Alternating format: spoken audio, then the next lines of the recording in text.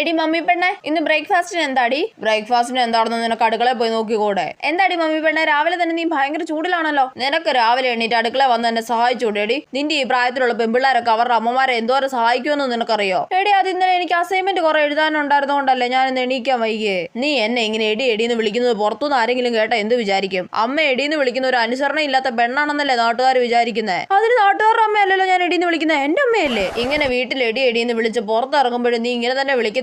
എടി പെണ്ണ, ഞാൻ പുറത്തുനിന്ന് അങ്ങനെയൊന്നും വിളിക്കത്തില്ല. എന്തൊരു കഷ്ടമായത്, സ്നേഹത്തോടെ എടിന്ന് വിളിക്കാനും പറ്റത്തില്ലേ? പറഞ്ഞ അനുസരിക്കത്തില്ല, പിന്നെ ഞാനെന്ത് പറയാനാ? എന്റെ പൊന്നു ചേച്ചി, ആ പെണ്ണിന്റെ കാര്യം ഒന്നും പറയണ്ടെന്നേ. അവള് വീട്ടുകാരെ ഒന്നും അനുസരിക്കത്തില്ലെന്നേ. ഇന്ന് തന്നെ ഈ കല്യാണത്തിന് അവള് വന്നോ? ഇല്ല, അതാ ഞാൻ പറഞ്ഞത്. ആ ശരിയാ. എടി പെണ്ണ, വാടി, നമുക്ക് വീട്ടിൽ പോവാം.